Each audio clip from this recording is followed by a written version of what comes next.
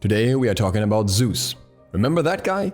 Yeah, he's been played a lot back in the day, and then he kinda disappeared for a while and sometimes came back a little bit here and there, and outside of that was usually considered the highest tier pick in Assault and Arena really, but not so much a viable Conquest pick. The issues that Zeus had were always the same, the biggest one always being that he's just lacking the mobility that other gods have, not only through not having any direct mobility, but also through not being very fast when it comes to his base movement speed either. He compensated for that by dealing huge amounts of damage. Kind of similar to Anubis, but a little bit more effective in the regard of being able to still move around while using his abilities and not being rooted in one place. And that gave him the reputation of just generally being a low tier god that's not really worth picking. But times have changed since. It was actually Emeilzy who pointed me towards this first when we made our tier list, mentioning that Zeus is actually performing quite well now on the highest level of play and had been played in scrims a lot and was performing very well there. Since then, we have a lot more statistics from the SPL as well as from high level ranked, and that's what we're gonna look into today.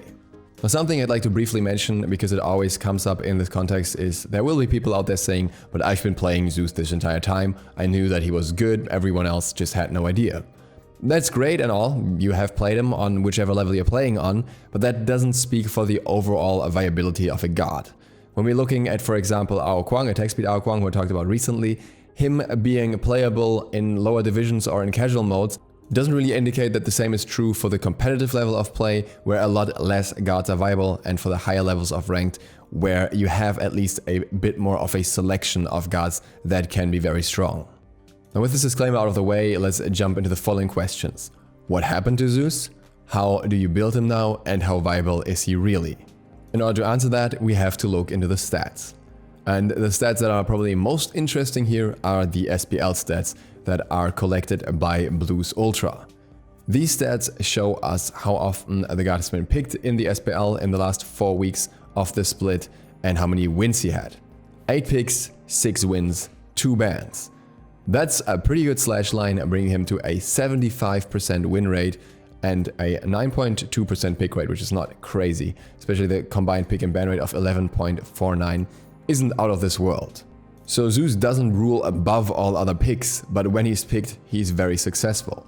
This can also be seen from his kills, with an average of 4.88 kills and an average 2.5 death, leading to an average KDA of 3.48. He sits pretty comfortable. And to no one's surprise, he also has a relatively high first blood rate of 25%. That shouldn't really be a shocker, considering he has this immense mid pressure that the character just brings with him and is one of his strongest points. A name that definitely has to be mentioned here is Pretty Prime. He's the one who's been playing Zeus the most and also has tried out a few slightly different builds at least. Not to mention that his performance on Zeus is also very, very strong overall.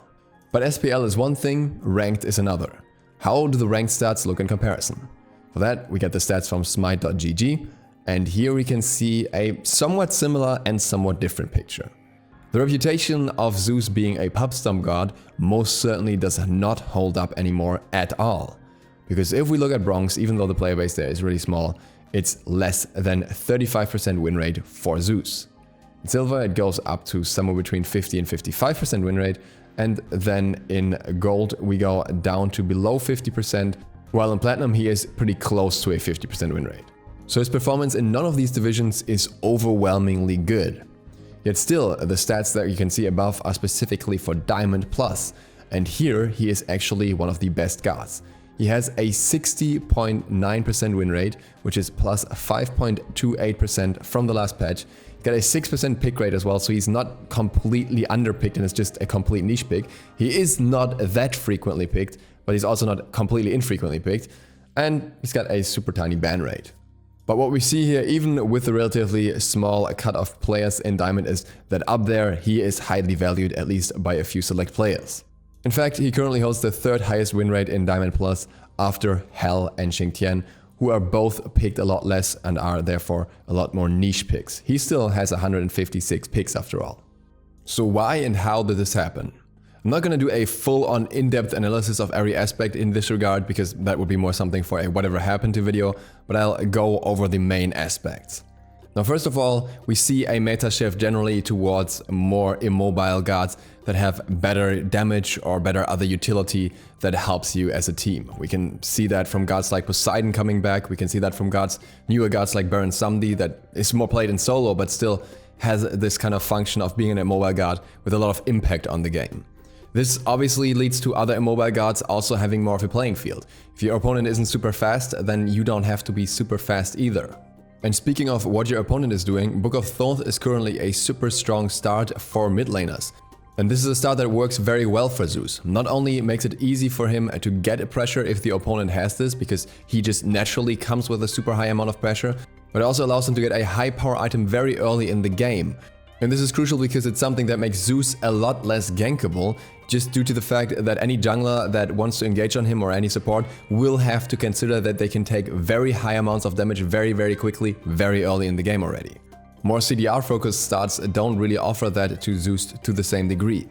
We've also quite a while ago returned to a meta where the jungler isn't around mid lane too early in the game, meaning that if you can solo clear camps, it's an immediate advantage. If there's one god that can do that well and easily, it's Zeus. He can basically take all his buffs on his own as well if he wants to, so that's a very strong benefit in his favor. Also, supports are once again more flexible with their roaming, and a support can really provide the peel for Zeus to make him more survivable in those early stages of the game where he would otherwise struggle if engaged on too much by the enemies.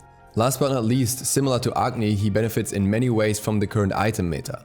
Spear of the Magus was changed quite a while ago, but it's still something that's beneficial for him. Soul Gem is very good for him, very easy for him to apply, and gives him extra survivability as well, something that helps in a mobile character. And Book of the Dead also has a similar purpose. And many of these items are a survivability addition that no longer requires a sacrifice. Normally you would end up giving up power or damage for this, and with these new items you don't really do that. The damage comes in other ways, but as long as you have some other power items to back them up, then you still deal a lot of damage.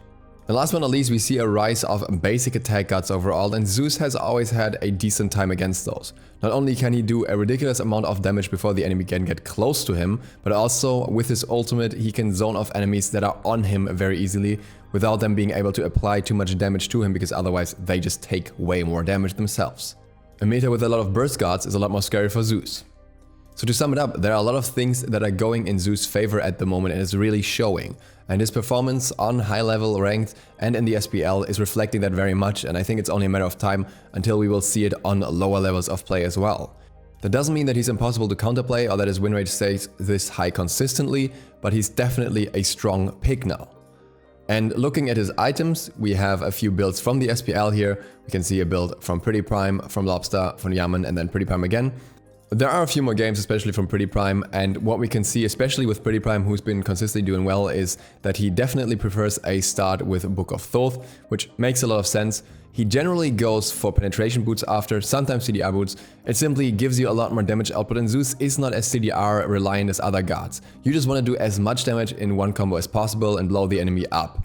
Typically, you don't get the chance for a second ability rotation anyways, so you might as well opt more towards the damage. Then after that, he goes for a flat pen option for additional damage against squishies.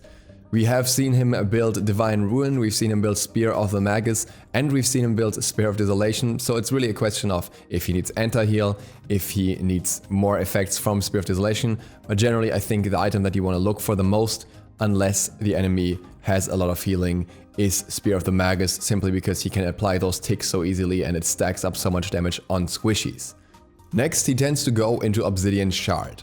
I will say that I don't think that is always necessary across all levels of play, because sometimes the enemies will not have that much defense at this point yet, that much magical defense specifically. Obviously, it helps a lot to deal damage against the whole team, and that's something that Zeus can do very easily, and sometimes you can't control where your bounces are going, but I think with Spear of the Magus, you definitely have a lot of base threat. If you're not getting Spear of the Magus and you're getting Divine Ruin, then Obsidian Shard is definitely more important, but otherwise I think it can be something that can be built later in the game, or depending on the game also be skipped. Afterwards, things become more flexible. You can go Soul Gem, a very beneficial item for Zeus in many ways, through the proc, through the sustain, through the extra health. You can go Soul Reaver for additional damage output. You can also go for a Book of the Dead even earlier in the build if you want more survivability and also more damage. And you can also consider Rod of Tahuti, what Yaman did for example. This works so well on Zeus because often you will get targets below 50% with your 1 and 2 and ult, and then your 3 deals a lot more damage that way on multiple targets, so it can be very worth it. An item that we're seeing less of is Shaman's Ring. I'm guessing the stacking and the damage output that you get in return is not really considered worth it anymore by most pros compared to just standard damage items and the other benefits that you get from other items. I will say, however, that I think the mobility is very nice and also makes it a bit of a nicer ranked / casual pick because it allows you to rotate quicker, which can be more important there when there's not quite as much coordination. That should give you a solid idea of how to build them as well. And with that, thank you guys very much for watching. I hope you enjoyed this overview into yet another SPL god and how they work at the moment. If you're new to the channel, feel free to hit the sub button and ring the bell, it really helps me out.